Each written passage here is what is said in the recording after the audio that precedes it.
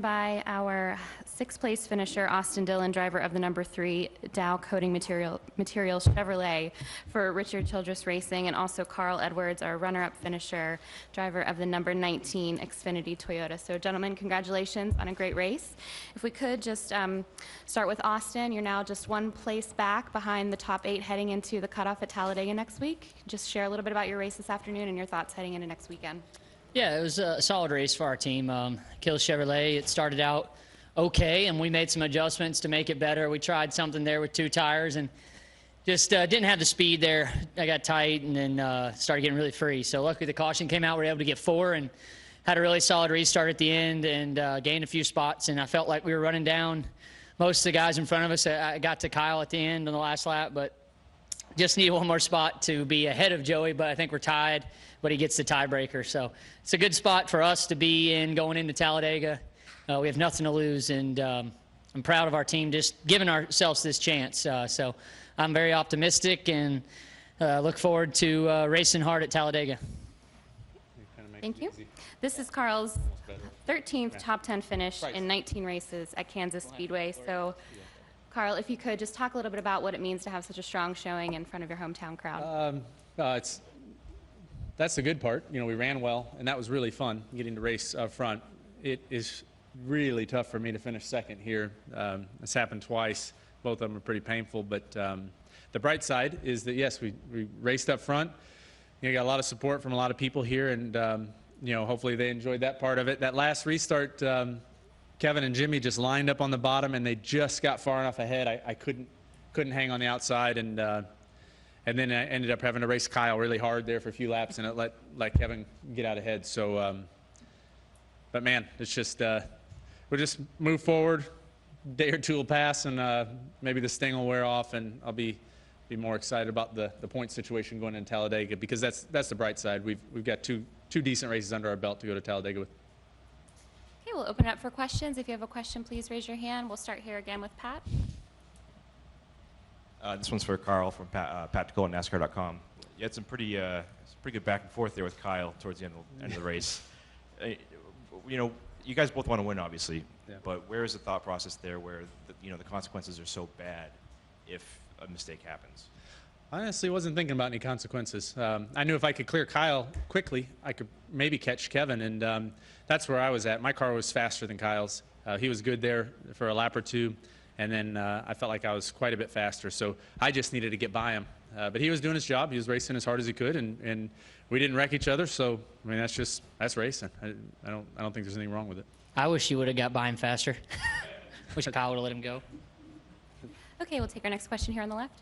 Joe Waljasper from the Columbia Tribune. Carl, do you think you did have the car to catch Kevin if you didn't kind of get stuck in that battle with Kyle there? Yeah, I felt like we did. I felt like we had the fastest car there at the end. And that's what's frustrating. You should win with the fastest car, especially when you start on the front row. So, you know, I take responsibility for that. I could have done something different on that restart, possibly hung on, and I wouldn't have been in that position. But, man, I raced as hard as I could all day, and, you know, we didn't make hardly any mistakes. So, you know, we can keep our heads up. And like Dave said after the race, that's the most speed we've had in a mile and a half in a long time, and that bodes well for the rest of the year. You know, Texas and Homestead. You know, we really believe if we can get to Homestead, we can win this championship. Okay, we'll take our next question up front and then go over to Kenny. Sean Roney, Dos Mundos bilingual newspaper for Carl. In one of the radio, muy bien. Anyway, in one of the radio pre-race broadcasts, they're talking about the effects of the weather on the conditions, because you've got about a 20-degree spike from yesterday. Right. In what ways did racing in about 80-degree weather with basically a clear sky affect how you approach this race? I don't know if Austin backed me up on this, but I think the track was completely different. It's like we left and went somewhere else. I mean, you drive down to turn 3 today and just slide, and you know, it's really slick, and it's actually a lot of fun. There was one point where I was racing, I caught Chase Elliott and Kevin, and I think maybe even Jimmy was up there, and I thought, man, this is a blast. We're really racing. Cars are sliding around and spinning tires, and that was really fun. So I was glad that the weather came. So thanks, Pat, for making that happen today. Yep. Go ahead, Kenny. Kenny Bruce with NASCAR.com for Austin and for Carl. I hate to ask about the guy that won the race, but I'm going to ask about him anyway. What is it about that team, not just Kevin in particular, but the team itself, that they always seem to be able to pull one out of the hat when they need it the most? I think as the drivers, we just all need to get together and block winners at elimination race, or just pull for something, because you know, he's tough to beat on those final races. I mean, there's no doubt about it. He steps up when the pressure's there, and that team does a good job. And Joey said it, I think, best. They're able to reach in their back pocket and get speed when they want it. It's mind-blowing. So it's hard to see it, but you know, Kevin's also a good finisher. He's always been that way. Look back at all of his careers, he can finish off races. Yeah, they did a good job today. I mean, I don't think they had the fastest car, and they made it happen. So, you know, congrats to them. Additional questions for Austin or Carl? Okay, we'll go over here to Nate. Nate Ryan, NBC Sports. For Austin, I know it worked out okay, but when they did the two-tire stop and put you in the lead, did you have any concern after what happened in Charlotte? I had no really concern, but I mean, I was more concerned at Charlotte than I was here, because I knew that 2 tires, as far as firing off, was going to be okay through the gears, and Allmendinger and a couple of them did it and fired off and ran third there for a while. So our car, we never put 2 tires on in practice or anything, and I went down into turn. I made it through the first lap, and I went into turn 1 and third, and right front just plowed on exit, and I about got run over actually off of 2. So we didn't have the balance for that, and our car didn't have enough speed for that.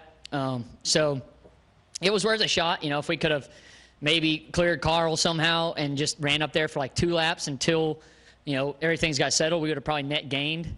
And we ended up finishing about where we were going to finish anyways, because we got 4 tires on the next one. It made us make a decision to come get 4, drag people down, and we ran up to where we were probably going to finish. It seems like you guys, since Dover, have just had something more speed. Is it handling? Is it horsepower? How have you guys been able to raise your game the last few races? I think it's a little bit of everything. We kind of got lost in the middle of the year and got back everything kind of more consistent, and we've gained some speed at RCR, and we're working hard as a group, and that's what it is. It's a little bit of everything put together will make your cars faster. It's not just one thing, and everybody wants it. That's another big part of it. We got a lot of focus on that 3 car right now, and that's big. Plus the beard helps, right? Yeah. The beard. Yeah, the playoff beard. Okay, we'll take our next question in the back and then come back up to Randy. Hi, Carl. This is for you. Just caught the tail end of this, so I apologize. But just the emotion you feel of coming so close here again. Rather not talk about that. No, I got you. It's tough. I mean, this is there's so many people that come to this racetrack that support me and have supported me, not just, you know, when I'm racing here, but at, you know, Capitol Speedway and Holt Summit and Callaway Raceway and Godfrey and all these places that I raced growing up. So it's a really special place for me, and as much fun as I had racing up front, yeah, it stings. There are negative emotions tied to not winning here with that fast of a car, but that's the way it goes. Go ahead, Randy. Yeah, Carl, Randy Cover's Kansas City Star. Not to pile on, but you're going to. That's great. Have you ever had during those last 40, 50 laps when you had the lead? Yeah. And have you ever had a race where you really thought you had won and didn't? Yeah, this one today, I was pretty sure we were in control of the race. I felt really good about it. And then also that race here in, I think it was 2008 with Jimmy, I felt like we were really in control of that one, and we let that one go too. So, you know, these I remember more just because they are so special. Fortunately, we get to race here twice now every year, so I cannot wait to come back. I wish we could line the cars up again right now and go, but I'll wait. And, you know, just like anything, you learn from your wins, but you probably learn more from your defeats. So we'll go back and look at that restart, learn what I can do, and you know, maybe at Homestead I can use this for something positive. Any final questions? Okay, gentlemen, Thanks, thank you guys. for your time. Good luck next week.